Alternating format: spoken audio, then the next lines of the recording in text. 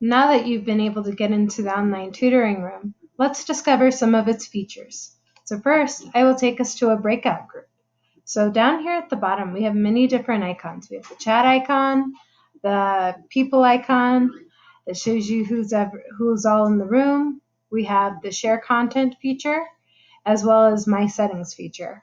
So let's go to share content. If we go to share content, we have quite a few options here, but what we're going to be looking for is breakout groups.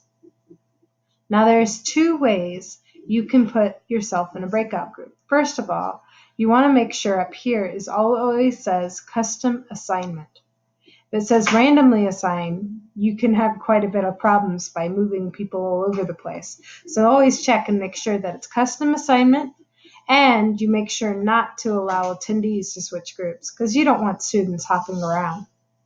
So two ways you can move into a breakout group is one, you can click and then drag like that, or you can click these three dots here, click them, and I can select which group I would like. I find that feature particularly useful when there's like 10 groups opened and it's not as easy to drag and drop. So next thing too is if you see how there's only 2 groups open right now? If I need to open another group, I can just click this plus and voila, another group. All right, so let's begin. We got to click start to start with the changes. So we're signing into the breakout group now. And one thing I would like to point out while we're in here is how the chat has changed. In the chat, we have 3 choices. We have the everyone chat, which includes everyone in the Blackboard room. Then we have the moderators chat, which is just for moderators. And then we have the group 1 chat, which only consists of the members in group 1. So in this case, it would be me and the student. So when I would get a student to this breakout group, first I would ask for their information, their name, their ID number, their teacher's name, the course number, and all that information. And then I would ask if they could share their problem with me, whatever they're working on. Now, there's many different ways they can do this. One is right here in the chat. They could type something like, I am doing systems of equations, and then just type the equation right there, right? All right, so they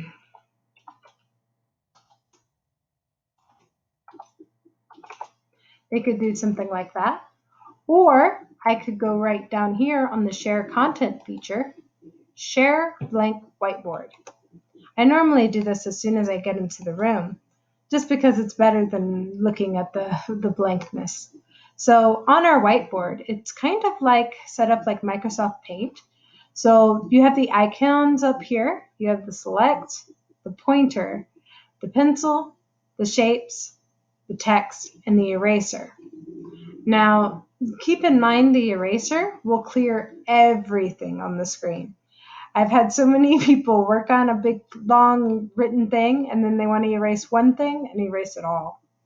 And then also, for people who can't see too well, or maybe if you're writing kind of small, there's the zoom in feature as well as the zoom out. So, to begin, for a student, the student can write on this as well, not just the moderators. So they could write their problem up here.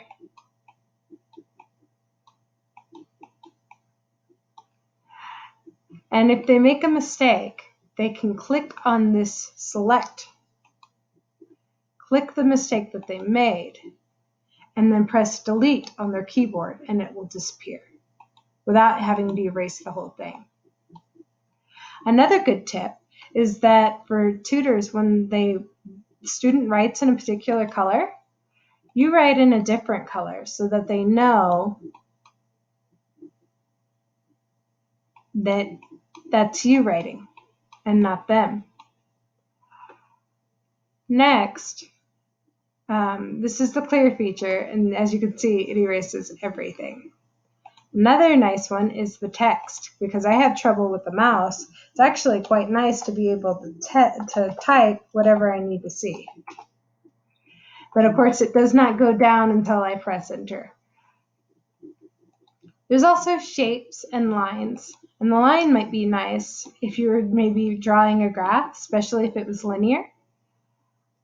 And then the last one is this pointer feature. And what's nice about it is you can point and your student can see it as well. Here are some other ways you can also help the student, and I highly recommend, is you share your audio with them so that they can hear as you go through your explanations. You can also share video, but some people might not like that as much. Another way your student can share is through the Share Content feature. Click here, and the student can see this as well. What they can do is they can either share their application screen, which will let them see the entire window they have. In order for them to share it, they must click it and then click Share. The Share Files feature lets them add files from their computer and share it with you on the desktop.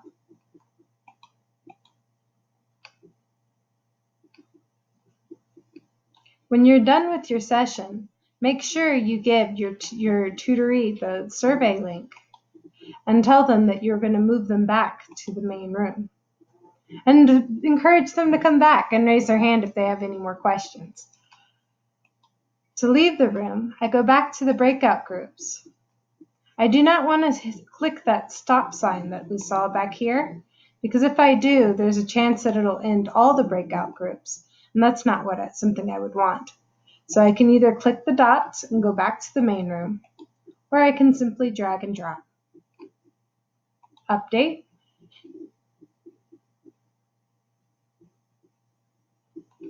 And there we are, we're back in the main room once again. Thank you for listening.